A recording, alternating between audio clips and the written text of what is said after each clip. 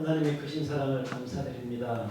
오늘도 하나님께서 거룩하고 복된 주일을 허락하시고 말씀 안에 있게 하시고 영과 진리로 예배게 하시고 또한 이 시간 아름다운 성경 방송을 통해서 말씀을 사모하는 또한 영원한 생명을 강구하는 귀한 백성들을 위해서 방송 설교를 하게 되었습니다. 성령님 인도해 주시고 성령의 말하게 하심 따라 선포되는 모든 말씀이 진리의 말씀이 되게 하시고 그 진리의 말씀이 믿는 자들 심령 안에 임하게 하셔서 아버지가 되는 역사가 있도록 은혜 베풀어 주옵소서. 생명과 마음 되시는 존귀하신 우리 주 예수 그리스도의 이름으로 간절히 기도드립니다. 할렐루야. 하나님은 여러분을 사랑하십니다. 믿습니까? 성경책 안에 기록된 말씀을 진리라고 말합니다. 그렇다면 여러분들은 그 진리 안에 기록된 말씀이 진리 안에 부정이 있다고 생각하십니까? 부정이 없다고 생각하십니까? 우리가 육신의 생명으로 보면 부정적인 것들이 너무나 많고 이해하지 못한 말씀들이 많이 기록되어 있습니다. 하지만 하나님 편에서 보면 하나님은 보이는 것과 보이지 않는 것을 창조하시고 보이는 세계의 모든 것을 비교하면서 비유로 예수님으로 오셔서 이 땅에서 말씀을 해주셨습니다. 그래서 구약의 창세기부터 말라기까지에 대한 모든 말씀이 이 성경의 모든 것이 나에 관한 얘기다. 예수님에 관한 얘기를 기록하고 있는 그 책을 통해서 예수님이 오신 목적과 뜻을 정확히 분별해내지 못하고 알지 못한다면 우리는 오늘 제목으로 삼았던 예수님만 찾다가 죄 가운데서 죽겠고, 내 말이 아니고 기쁜 진리의 말씀입니다. 하나님의 신분이 예수님으로 오셔서 가시는 시점에서 제자들을 향해서 들려주는 말씀입니다. 다시 요한복음 8장 21절을 제가 봉독해 올리겠습니다. 다시 이르시되 내가 가리니 너희가 나를 찾다가 너희 죄 가운데서 죽겠고 내가 가는 곳에는 너희가 오지 못하리라. 여기서 내가는 누구죠? 예수님을 말합니다. 예수님이 요한복음에서는 간다, 보내신 이에게로 간다, 나를 보내신 이에게로 간다라는 말을 자주 하십니다. 그러는데 제자들은 도무지 그 말씀을 이해하지 못하고 듣지 못했습니다. 이 말씀을 하셨더니 유대인들이 이르되 그가 말하기를 내가 가는 곳에는 너희가 오지 못하리라 하니 그가 자결하려는가. 예수님이 이 말씀하셨더니 육신의 생명으로 반응을 합니다. 예수님이 죽으려고 하는 거다, 이런 생각을 했습니다. 그때 예수님이 그들의 마음을 아시고 예수께서 이르시되 너희는 아래에서 났고 나는 위에서 났으며 너희는 이 세상에 속하였고 나는 이 세상에 속하지 아니하였느니라. 그러므로 내가 너희에게 말하기를 너희가 너희 죄 가운데서 죽으리라 하였노라. 너희가 만일 내가 그인 줄 믿지 아니하면 너희 죄 가운데서 죽으리라. 예수님께서 내가 그인 줄 알지 못하고 예수만 믿으면 죄 가운데서 죽는다는 말씀을 친히 하셨습니다. 그 예수님이 하신 말씀은 예수님 안에 그가 여호와가 계셔서 주신 말씀을 대언했을 뿐입니다. 그렇다면 우리가 예수님이 그라는 사실을 어떻게 알아야 될까요? 이미 예수님은 아버지가 하신 말씀을 그대로 했습니다. 그래서 그 말씀을 구약에 가서 찾아보면 이사야 41장 4절에는 예수가 그라는 사실을 알지 못하면 죄 가운데서 죽겠다. 그러면 우리가 예수가 그라는 사실을 모르고 예수만 믿으면 평생 예수만 찾으면 우리는 죄 가운데서 죽는다. 다시 말하면 죄의 처리를 못하고 죽으면 구원이 없다.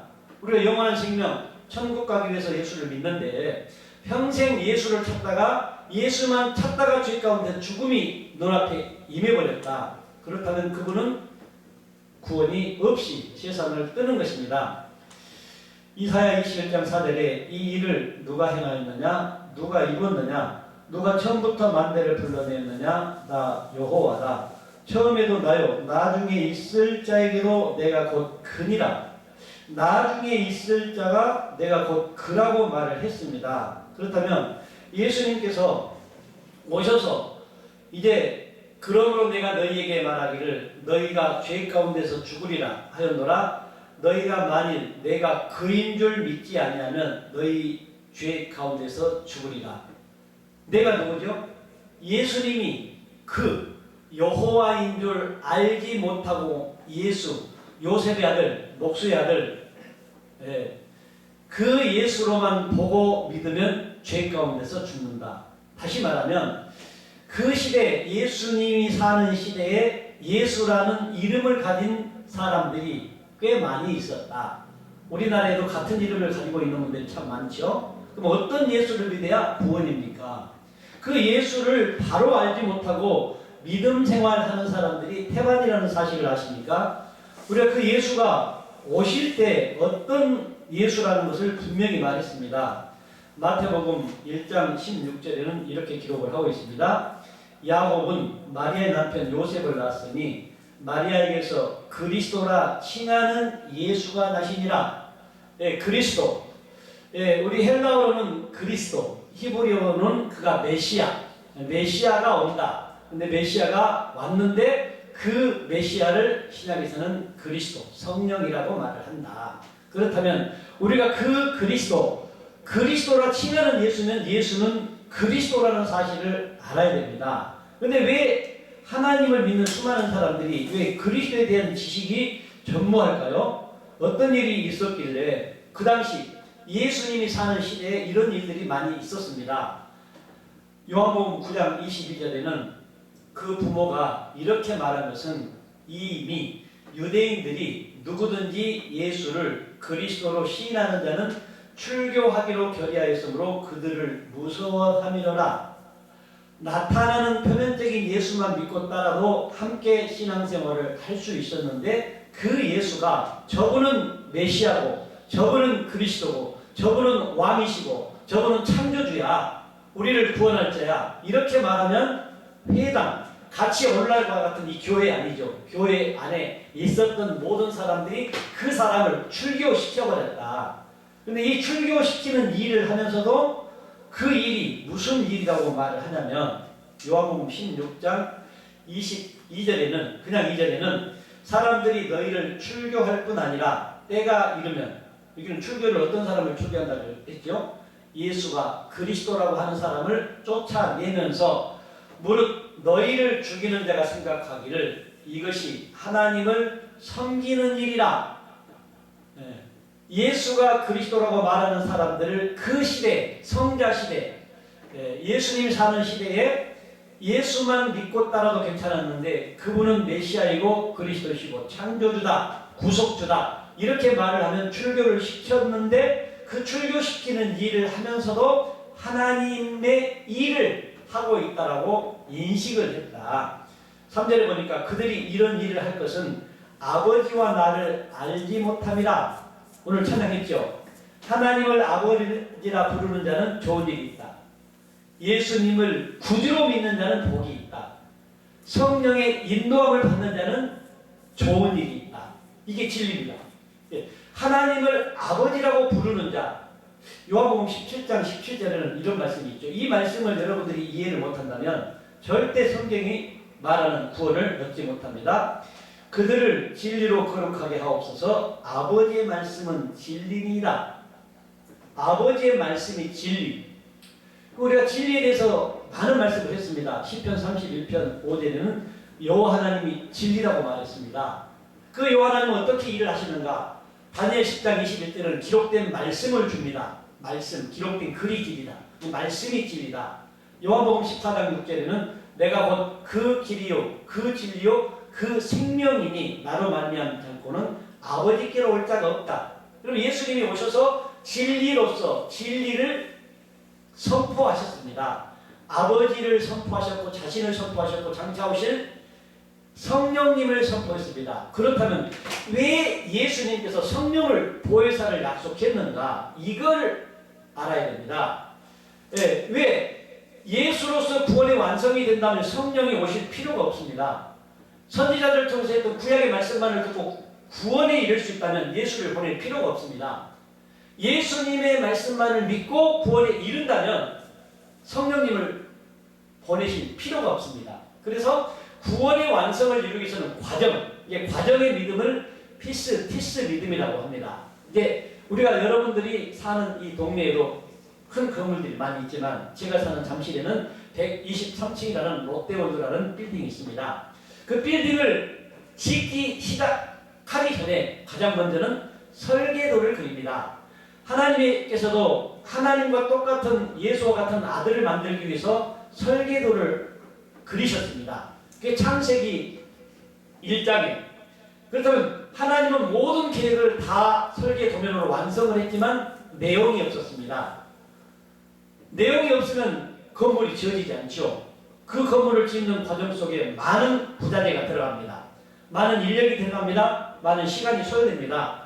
그 설계도의 도면대로 모든 것을 과정을 겪어서 완성시켰을 때 설계도는 필요가 없습니다. 그러면 하나님께서도 우리에게 구원의 약속, 영생을 복으로 명하시고 생명을 약속으로 했는데 창세기부터 말라기까지 마태복음부터 요한복음까지를 말씀을 나열을 해놨습니다.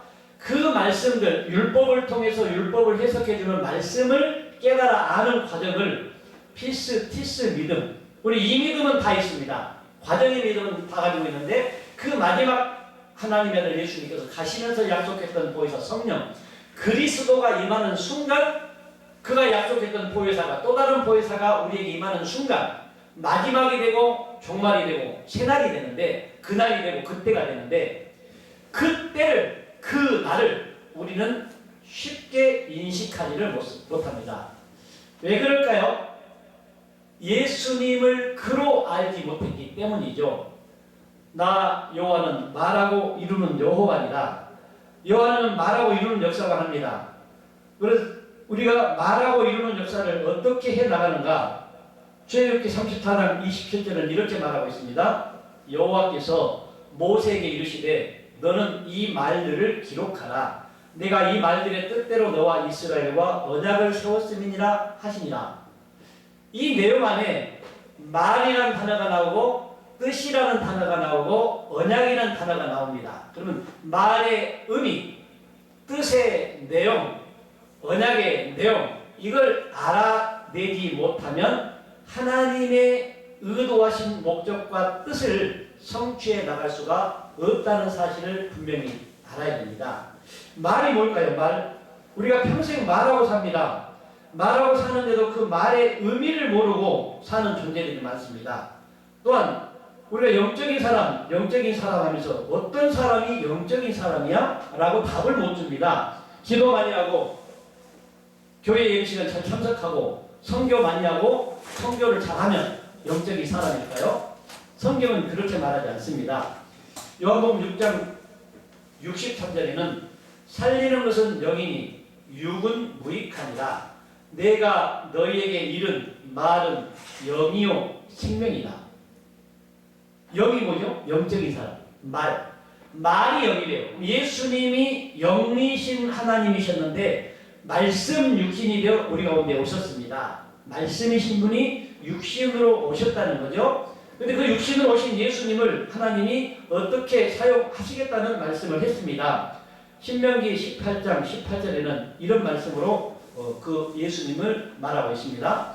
내가 그들의 형제 중에서 너와 같은 선지자 하나를 그들을 위하여 일으키고 내 말을 그 입에 두리니 내가 그에게 명령하는 것을 그가 무리에게 다 말하리라.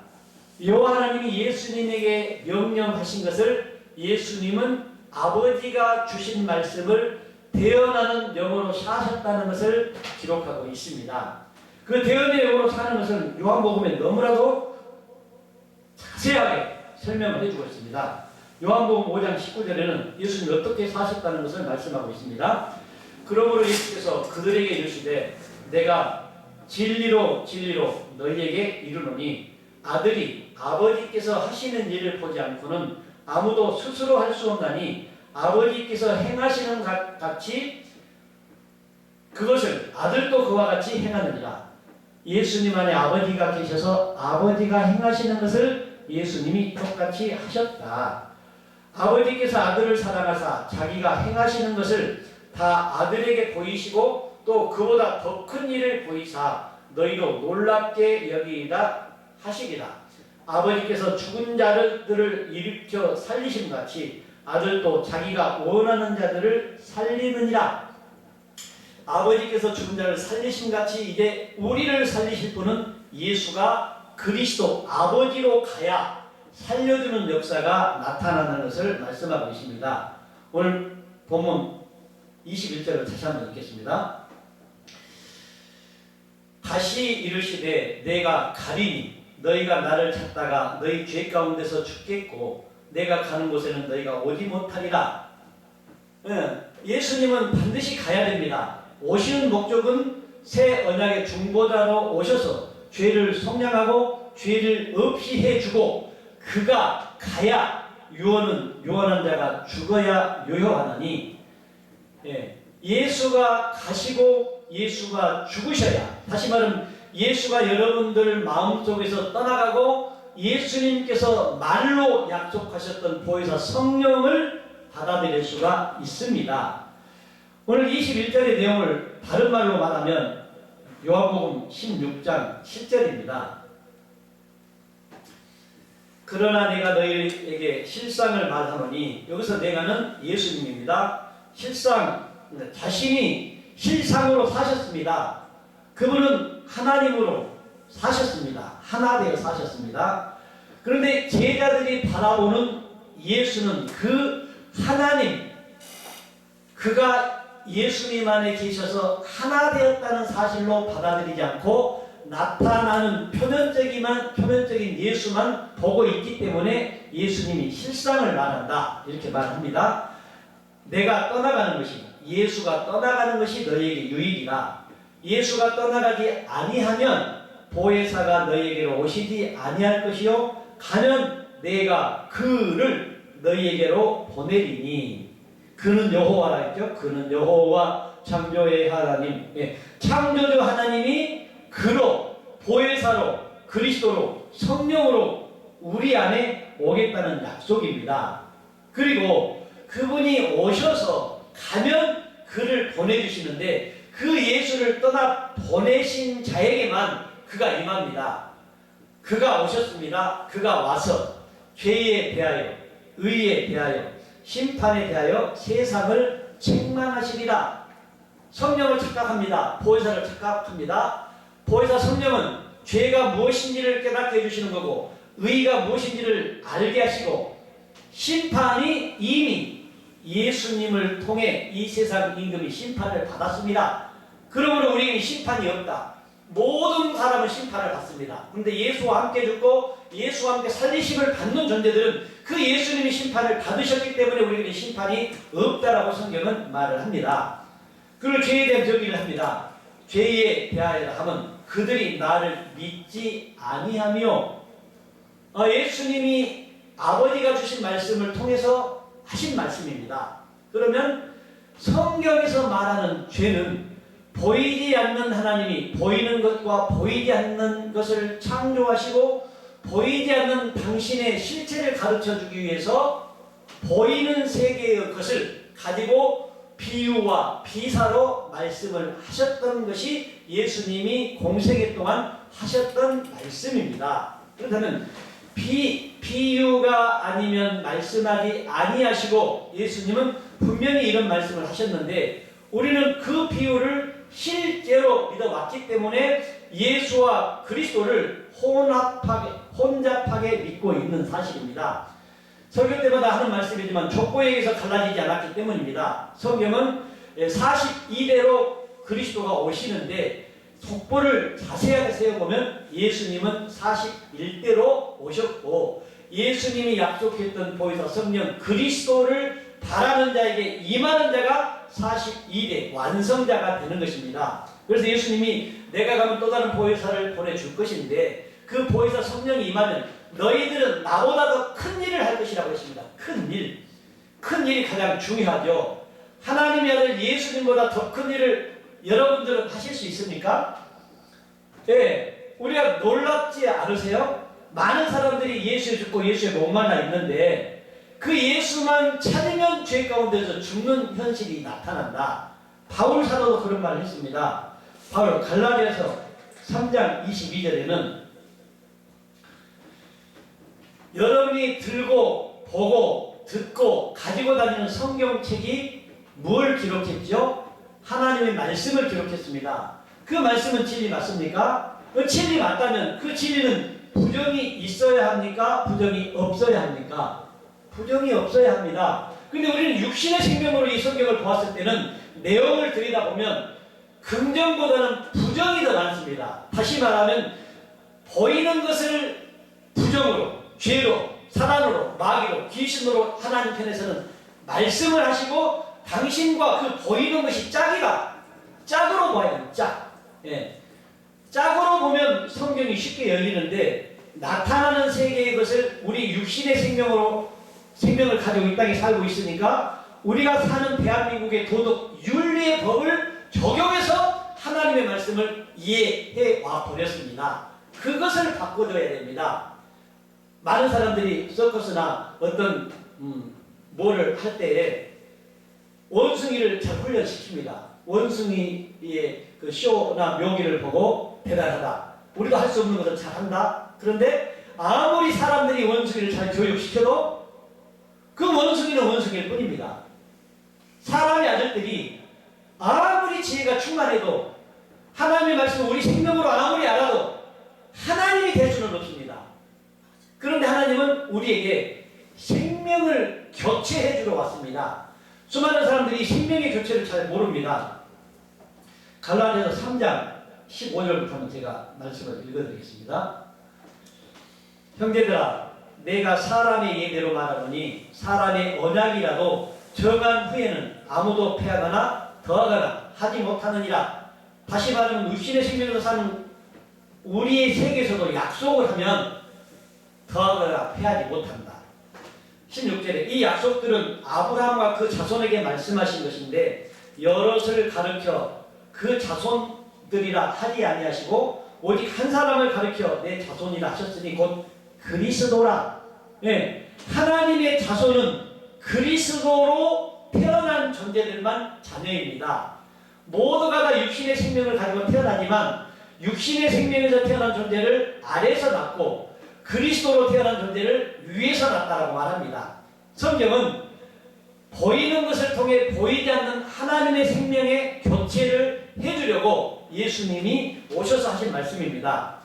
17절에 내가 이것을 말하노니 하나님께서 미리 정하신 언약을 430년 후에 생긴 율법이 폐기하지 못하고 그 약속을 헛되게 하지 못하리라. 만일 그 유업이 율법에서 난 것이면 약속에서 난 것이 아니리라. 그러나 하나님이 약속으로 말미암아 아브라함에게 주신 것이다. 그런즉 율법은 무엇이냐? 범법함으로 더하여진 것이다. 천사들을 통하여 한 중보자의 손으로 베푸신 것인데 약속하신 자손이 오시기까지 있을 것이라. 우리 율법을 벗어나지 못하고 있습니다. 여러분, 율법 아래 있는 모든 사역자와 믿는 자들은 죄를 지금도 회개하고 있고 회개해야 된다고 말을 합니다. 하지만 이 율법을 없이 해버리고 그리스도로 믿음을 소유한 자는 죄로부터 해방이 되고 죄와는 상관없는 자유의 삶, 행복의 삶, 기쁨의 삶, 누림의 삶을 살고 있다는 사실을 알 수 있어야 합니다. 그 중보자는 한 편만 위한 자가 아니나 하나님은 한 분이시니라. 그러면 율법이 하나님의 약속들과 반대되는 것이냐? 결코 그럴 수 없느니라. 만일 능히 살게 하는 율법을 주셨더라면 의가 반드시 율법으로 말미암았으리라. 율법의 과정의 내용을 알아야 그리스도에게로 들어갈 수 있다, 이 말입니다. 그러나 성경이 모든 것을 죄 아래 가두었으니 너희들이 나를 찾다가 죄 가운데서 죽으리라. 근데 이 성경을 보고 구원에 이르려고 하면 할수록 죄 가운데 빠진다라고 성경은 기록을 하고 있습니다. 예수님이 하신 말씀이나 모세를 통해 하나님의 말씀을 대언했던 말씀이나 이제 모두가 다 율법을 통해 말씀을 하셨는데 그 율법의 과정을 가르치는 것은 그 율법을 통해서 죄가 무엇인지를 깨달아 알고 그 여호와가 나 여호와는 말하고 이르는데 약속했던 보혜사 성령이 임하는 순간 모든 것이 정리가 된다는 사실입니다. 이같이 율법이 우리를 그리스도께로 인도하는 초등교사가 되어 우리로 하여금 믿음으로 말미암아 의롭다함을 얻게 하려 함이라. 믿음이 온 후로는 우리가 초등교사 아래에 있지 아니하도다. 믿음이 온 후. 이게 굉장히 중요합니다. 믿음에는 두 가지가 있습니다. 피스티스 믿음과 피스토스 믿음입니다.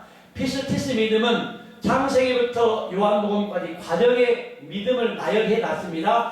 이렇게 말하고 이루는 여호와가 최종적인 약속이 무엇인지를 깨닫고 그 약속을 기다리는 자에게 그 성령이 아버지가 직접 오시는 것입니다. 그리고 약속, 예수님 시대까지의 믿음을 피스티스 믿음, 예수님이 가시고 다시 오시는 그리스도 성령, 이 성령이 임하는 존재들이 피스티스 믿음인 자, 하나님을 믿음인 자라고 말합니다. 성경에서는 믿음인 자가 우리 안에 오셔서 우리를 믿음인 자로 만드시는 역할을 한다는 얘기입니다. 믿음이 온 후로는 우리가 초등교사 아래에 있지 아니하도다. 그 성령이 오면 율법 아래 있지 않다는 것을 말하고 있습니다. 너희가 다 믿음으로 말미암아 그리스도 예수 안에서 하나님의 아들이 되었으니, 하나님의 아들. 예. 이제 이런 과정을 통해서 아들이 되는 것입니다. 누구든지 그리스도 합하게 하여 세례를 받는 자는 그리스도로 옷 입었느니라. 예. 세례를 받는 자. 구약의 할례가 신약의 세례로 변하는데, 세례를 가장 자세하게 설명한 부분이 로마서 6장 3절입니다. 제가 읽어드리겠습니다. 무릇 그리스도 예수와 합하여 세례를 받는 자는 그리스도로 말미암아 무릇 그리스도 예수와 합하여 세례를 받는 우리는 그의 죽으심과 합하여 세례를 받은 줄 알지 못하느냐. 연합이 중요합니다. 연합해서 2000년 전에 예수님은 죽으셨지만 지금 우리가 살고 있는 이 시대에 이 세례는 그의 죽으심이 곧 나의 죽음으로 와야 됩니다. 이것이 적용되지 않으면 세례가 아닙니다. 그러므로 우리가 그의 죽으심과 합하여 세례를 받음으로 그와 함께 장사되었나니, 죽음을 뛰어넘어 이제 장사까지 되었습니다. 시골에 가면 죽은 자를 장사하는 예가 있죠. 형체가 없어집니다. 뼈만 남습니다. 나중에는 뼈도 없어지죠. 우리의 옛 사람이 흔적도 없어져야 한다는 것입니다. 이는 아버지의 영광으로 말미암아 그리스도를 죽은 자 가운데서 살리신 것 같이 우리로 또한 새 생명 가운데서 행하게 하려 합니다. 세례를 받는 이유와 목적은 새 생명 가운데서 행하게 하려 합니다. 그럼 이 생명의 가치를 우리가 너무나 몰라요. 생명의 가치. 세례를 받으면 새 생명을 받는데 이제 새 생명이 와버리면 어떤 모양으로 변할까요? 만일 우리가 그의 죽으심과 같은 모양으로 연합한 자가 되었으면 또한 그의 부활과 같은 모양으로 연합한 자도 되리라. 예수님 안에 계셨던 그리스도가 장사 지내고 난 이후 부활의 주님 성령으로 오셨다는 거죠. 영으로 오셨다는 거죠. 그게 이제 우리가 그 영으로 오신 목적이 있습니다. 로마서 6장 6절에 우리가 알거니와 우리의 옛사람이 예수와 함께 십자가에 못 박히신 것은 죄의 몸이 죽어 다시는 우리가 죄에게 종노릇하려 하지 아니하려 하느니, 이제 죄에 죽었다. 율법에 대해 죽었다. 죽은 자는 말이 없다. 새 생명을 선물로 받았다. 그럼 우리의 옛사람은 완전히 없어지고 주님의 생명으로 살았습니다. 그래서 이는 죽은 자가 죄에서 벗어나 의롭다 하심을 얻었습니다.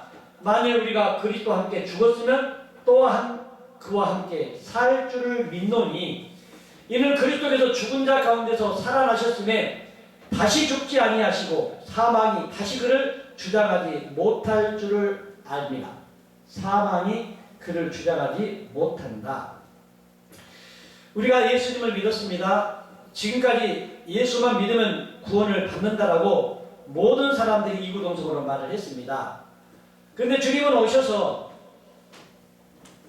내가 가는 시점에서 제자들을 향해서 말합니다. 내가 가리니 너희가 나를 찾으면 죄 가운데서 죽겠고, 죄 가운데서 죽겠다는 말은 예수가 거치는 돌과 넘어지는 바위돌, 또한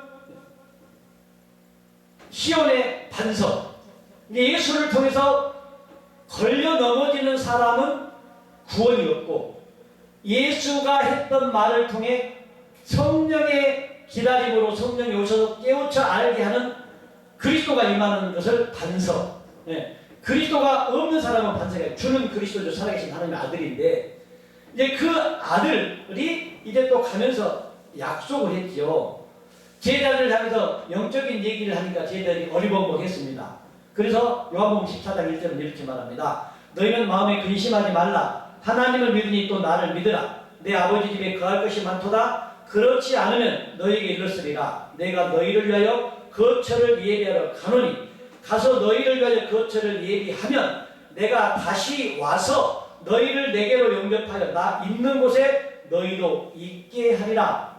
내가 가리니, 근데 다시 온다. 다시 온다는 약속을 합니다. 다시 와서 나 있는 곳에 너희도 있게 하리라. 내가 어디로 가는지 그 길을 너희가 아느니라 말씀하시고, 내가 곧 그 길이요 그 진리요 그 생명이니 나로 말미암지 않고는 아버지께로 올 자가 없다고 말을 했습니다.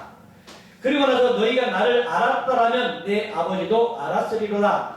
이제부터는 너희가 그를 알았고 또 보았느니라. 그를 알았다. 성경에서 그를 알지 못하면 구원이 없고, 그를 알면 구원에 이를 수 있는 길을 열어주신다는 사실입니다. 예수님은 오셔서 공생애 동안 어떻게 사셨는가? 요한복음 14장 10절에 내가 아버지 안에 거하고 아버지는 내 안에 계신 것을 내가 믿지 아니하느냐? 내가 너에게 이르는 말은 스스로 하는 것이 아니라 아버지께서 내 안에 계셔서 그의 일을 하시는 것이다. 아버지께서 예수님 안에 계셔서 당신의 계획했던 언약을 이루는 일을 하고 있습니다. 그래서 16장 4절에는 이런 말합니다. 오직 너희에게 이 말을 한 것은 너희로 그때를 당하면 내가 너희에게 말한 이것을 기억나게 하려 함이요 처음부터 이 말을 하지 아니한 것은 내가 너희와 함께 있었습니다. 다시 말하면 예수님이 하셨던 모든 말씀들은 그때 주님이 가시면서 약속했던 보혜사 성령이 임하면 했던 말씀을 기억나게 해주시겠다. 기억. 처음부터 이 말을 하자는 것은 내가 너희와 함께 있었습니다. 함께 있을 때는 예수님의 말을 하고, 이제 가는 5절을 보니까 지금 내가 나를 보내신 이에게로 가는데 너희 중에서 나더러 어디로 가는지 묻는 자가 없고, 예수님을 보내시는 자로 간다고 말했습니다. 예수님을 누가 보냈죠? 28절에 보니까 내가 아버지에게서 나와 세상에 왔고 다시 세상을 떠나 아버지로 가노라. 예수님을 아버지가 보내셔가지고 아버지가 주신 말씀을 새 언약의 내용을 가지고 다 전달해주고, 그 내용을 다 전달하고 난 다음에 다시 아버지로 간다, 이렇게 말씀을 하셨습니다. 그리고 그 아버지로 가서 진리의 성령, 보혜사 성령으로 우리 안에 오시겠다는 약속입니다. 이것이 마지막 약속입니다. 나 요한은 말하고 이루느니라. 마지막 약속이 14장 16절에 분명히 말씀을 주셨죠. 예수는 이렇게 말씀을 분명히 했습니다. 내가 아버지께 구하겠으니 그가 또 다른 보혜사를 너희에게 주사 영원토록 너희와 함께 있게 하리니. 또 다른 보혜사, 영원토록 함께 있겠다. 19절은 조금 있으면 세상은 다시 나를 보지 못할 것이로되 너희는 나를 보리니 이는 내가 살아있고 너희도 살아있겠습니다. 20절의 성경의 답입니다. 그 날에는 내가 아버지 안에 너희가 내 안에 내가 너희 안에 있는 것을 너희가 알리라. 아버지가 예수님 안에, 예수님이 아버지 안에, 예수님이 내 안에, 내가 예수님 안에 있는 때가 그날입니다. 그럼 이 그날 아버지가 내 안에 있는 존재를 예수님은 뭐라고 말씀을 해주셨냐면, 이제 여러분이 이 말씀에 동의를 하셔야만이 맞는 믿음을 소유하고 있는 것입니다. 나와 아버지는 하나이니라 하신데, 오늘 찬양, 하나님을 아버지라 부르는 자는 복이 있다. 예수님을 주라고 믿는 자는 복이 있다. 그리고 성령의 인도함을 받는 자는 복이 있다. 이게 진리예요. 예, 아버지를 하나님이다. 그럼 하나님이 지금 여러분 안에 와 계십니까? 할렐루야. 예수님 안에 아버지가 계셨던 걸 예수는 정확하게 표현을 했습니다. 그래서 나와 아버지는 하나다. 이렇게 말했더니 유대인들이 다시 돌을 들어 치려 하거늘 예수께서 대답하시되 내가 아버지로 말미암아 여러 가지 선한 일로 너희에게 보였거늘 그 중에 어떤 일로 나를 돌로 치려 하느냐. 지금 수많은 사람들이 왜 내가 그리스도로 삽니다. 내 안에 아버지가 계시고 아버지와 나는 하나입니다. 고로 예수님과 같은 신이 되었습니다. 이 말을 못할까요? 돌 맞을까봐, 많은 사람들로부터 따돌림 당할까봐. 하나님은 떠나지 않는 하나님인데 많은 사람들은 자기의 뜻에 맞으면 친구가 되지만 혹여라도 서운한 말 한마디나 반역된 말을 한다거나 나쁜 말 한마디 하면 원수가 되죠. 예. 하나님을 아버지로 시인하는 자를 아들이 된 존재라고 말합니다. 예수님과 똑같은 시인하는 자, 또는 예수님과 똑같은 말을 하는 자, 지리가 됐다는 것, 영적인 사람이 됐다는 것은 아버지가 예수님을 통해 당신의 말만을 예수님을 했던 것처럼 예수님이 하셨던 말을 우리 입을 통해서 그대로 하고 있는 사람들만 아들이 되는 것입니다. 저와 여러분들이 이제 아들로서 사역을 감당했을 때 이제 예수만 찾으면 그 예수는 하나님의 아들로 사역을 하셨습니다. 근데 그 예수는 언약의 중보자로 오셨고 중보자로 오시면서 약속한 것을 주기 위함이다. 그러면 그 약속은 생명을 약속했습니다. 생명은 그리스도입니다. 그리스도가 우리 안에 오는 순간 예수는 사라져야 됩니다. 예수가 했던 말을 믿고 약속의 말은 그리스도 생명입니다. 그 생명이 내 안에 왔다면 그 예수가 떠나가고 여러분들이 예수들이 되어 아들들이 되어 이 시대를 평정해 나가는 것입니다. 통치하고 다스리는 것입니다. 어떻게 예수님 한 분이 복음화를 다 이룹니까? 아니 그분은 죽으셨고 하나님은 언약의 중보자로 버리셨습니다. 간단한 예로 농부가 밭에 호박을 심었습니다. 호박을 심었는데 넝쿨이 무성하고 호박이 주렁주렁 맺었습니다. 아주 가을이 돼서 이제 수확의 계절이죠. 지금 호박이 여기 와 있는데 익은 호박을 따고 넝쿨까지 집에 가져간 사람 봤습니까? 하나님의 아들 예수님이 그릇으로 왔습니다. 그릇. 필요할 때 그릇으로 잘 사용하다가 씨를 뿌리고 하나님의 땅에 떨어져 죽으면 많은 열매를 맺는데 많은 아들들이 살아나는 것은 그 심었던 씨가 흔적도 없이 없어져야 감자 열매가 주렁주렁 뽑으면 따라 올라옵니다. 마찬가지입니다. 예수님은 심한 통곡의 기도를 했죠. 엘리엘리라마 사박다니 나의 하나님 나의 하나님 어찌하여 나를 버리시나이까. 하나님께서도 예수님을 중보자로 보내셔가지고 언약의 성취를 하고는 육은 버리고 영은 살리셨습니다. 성경은 영적인 얘기를 하고 있고 영은 곧 말입니다. 말은 기록된 말씀입니다. 이게 말씀을 우리가 통해서 하나님의 의도하신 목표와 뜻을 반드시 찾아내서 여러분들도 하나님의 기업 유업을 말씀으로 받기를 바랍니다. 주님 감사합니다. 오늘 또